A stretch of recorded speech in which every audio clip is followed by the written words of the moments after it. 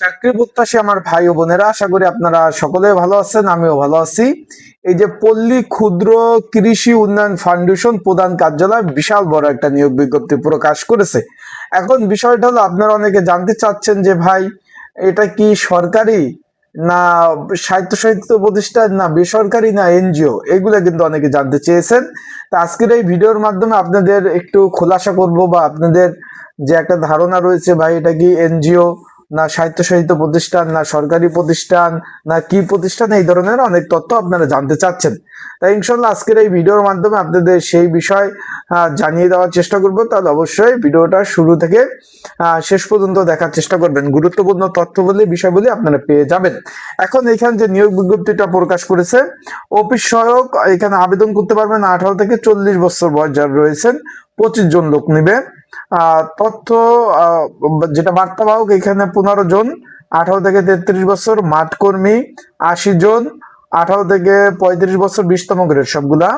Office সহকারী computer operator 10 জন লোক নিবে, 18 থেকে 32 বছর, 16তম গ্রেড। মাঠ কর্মকর্তা 175 জন লোক নেবে, মাধ্যমিক পাশে আবেদন, 18 থেকে 34 বছর বয়স, এখানে 14তম গ্রেডের চাকরি।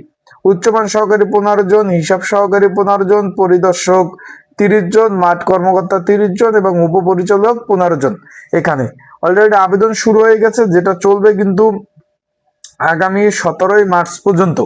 এখন বিষয়টা হলো, আপনারা যেটা নিয়ে একটু নিয়োগটা আমি রেখে দিলাম, আপনার স্ক্রিনের উপরেও দেখতে পাচ্ছেন। এখন নিয়োগটা নিয়ে আপনারা একটা দ্বিধাদ্বন্দ্বে রয়েছেন।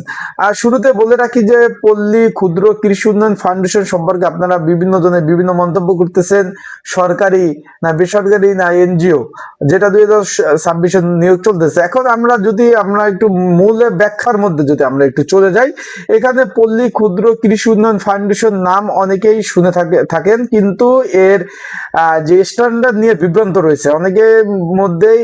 একটা মানে বিভিন্ন ধরনের বিভিন্ন অ্যানালাইসিস রয়েছে, বিভিন্ন ধরনের। আবার এটিকে সরকারি ভাবেন অনেকে, আবার কেউ বলেন বেসরকারি প্রতিষ্ঠান, আবার কেউ বলেন এনজিও প্রতিষ্ঠান। এই নিয়ে কিন্তু আপনাদের মধ্যে একটা বিভিন্ন ধরনের মানে বিভিন্ন একটা বেড়াজালের মধ্যে আবদ্ধ রয়েছেন আপনারা। এখন এখানে আপনারা যারা আবেদন করবেন, বাস্তবতা কি বলে এখানে? বাস্তবতা বলে এখানে এটি বাংলাদেশ সরকারের অধীনে কোনো সরকারি মানে দপ্তর না। বিষয়টা আপনারা বুঝতে পারছেন যে বাস্তবতা এটা বলে যে এটি বাংলাদেশ সরকারের অধীনে কোনো সরাসরি সরকারি দপ্তর না। তার মানে বুঝতে পারছেন যে এটা কোনো সরকারি প্রতিষ্ঠান না। মেন কথা, আপনারা প্রথম পয়েন্ট একটা কিন্তু পেয়ে গেছেন। দ্বিতীয়ত, একটি সরকারি অনুমোদিত একটি স্বায়ত্তশাসিত ফাউন্ডেশন বা সংস্থা, যেটা এনজিও বললে আপনারা ভালো চিনবেন। মানে এটা সরকারি অনুমোদিত, এটা সরকারের কাছ থেকে তারা অনুমতি নিছে, একটা স্বায়ত্তশাসিত প্রতিষ্ঠান, আর যেটা এনজিও টাইপের বিষয়টা আপনারা বুঝতে পারছেন। তার মানে এটা প্রথমত এটা বাংলাদেশ সরকারের অধীনে কোনো সরকারি প্রতিষ্ঠান না। তারা একটা সরকারের কাছ থেকে অনুমোদন নিয়ে তারা এটা পরিচালনা করে মানে কাজ করে থাকে। বিষয়টা আপনারা বুঝতে পারছেন। কিভাবে আবেদন করবেন আমি বলে দেব। আর তারপর যেমন রূপে যেমন আমি একটু আপনাদের বুঝাইতে যেমন সক্ষম, যেমন রূপে আছে বিকাশ এবং বিভিন্ন যেমন কৃষি সহায়তা কর্মসূচি ইত্যাদি ইত্যাদি। যেমন বিভিন্ন সংস্থা যেরকম আপনার সরকারের কাছ থেকে অনুমোদন নিয়ে কাজ করে, তারাও এরকম কাজ করে। বিষয়টা আশা বুঝতে পারছে। অর্থাৎ এটি সরকারি চাকরি বা সরকারি দপ্তর বলা ঠিক না। অনেকে চাচ্ছেন যে ভাই, এটা কি অনেকটা সরকারি চাকরি নাকি, যেহেতু পে স্কেলের মতো বেতন স্কেল দেওয়া রয়েছে। না, এটা সরকারি চাকরি না ভাই, এটা একটা সংস্থা, বা আপনারা যেটা সহজভাবে বুঝলে আপনারা চিনবেন, এটা একটা এনজিও। বিষয়টা আশা করি আপনারা বুঝতে পারছেন। এখন আরেকটা বিষয় হলো, আবার এটাকে আপনার এনজিওর মতো স্বেচ্ছাসেবী সংস্থা বা বরং অন্যান্যর সাথে মিলালেও কিন্তু চলবে না। এটার মানে উন্নত মানের, এখানে অনেক অনেক সুযোগ সুবিধা রয়েছে। এখন আপনারা অনেকে বলবেন যে ভাই, এটা কি তাহলে এনজিও? প্রশ্ন অনেকে করছেন কিন্তু অলরেডি। তার আগে বলে দেয়, এটা কিন্তু আবেদন চলমান রয়েছে। তাই ঘরে বসে নিজ ঝামেলার ত্রুটি মুক্ত চলমান সরকারি চাকরি, এবং এটা সহ যারা আবেদন করতে চাচ্ছেন, স্ক্রিনের উপর হোয়াটসঅ্যাপ নাম্বার রয়েছে, এই যে নাম্বার, এই নাম্বার, তারপর ডিসক্রিপশন বক্সে নাম্বার রয়েছে, পিন কমেন্টে নাম্বার রয়েছে, এই নাম্বার কিন্তু আমার সাথে যোগাযোগ করতে পারেন। ঘরে বসে নির্ঝামেলায় ত্রুটি মুক্ত আবেদন করে দেওয়া যাবে। আর একটা বিষয় হলো, যারা সাজেশন নিতে চান, প্রিপারেশন প্রস্তুতিমূলক পড়াশোনার জন্য সাজেশন রয়েছে, সেটা নিয়েও কিন্তু আপনারা পড়তে পারবেন। আশা করি বিষয়টা বুঝতে পারছেন। এখন এটা কি আসলে এনজিও কিনা, অনেকে এই ধরনেরও কিন্তু প্রশ্ন আপনারা করেন যে ভাই এটা কি আসলে এনজিও কিনা। অনেক ওয়েবসাইটে দেখা যায় এটি এনজিও ক্যাটাগরি হিসাবে চাকরির সাইটগুলো উল্লেখ করা থাকলে এটা মূলত এনজিও টাইপ, এবং এটা একটি সরকারি যে এনজিও বা ডেভেলপমেন্ট জব হিসাবে দেখা হয়।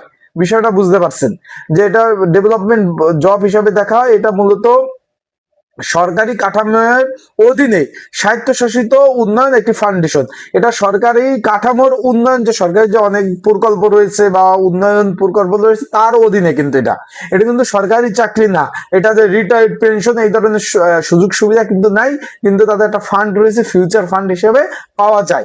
এখানে সরকারি, এটা কোনো সরাসরি সরকারি দপ্তর না, সরকারি চাকরির মতো স্কেল এটা নয়।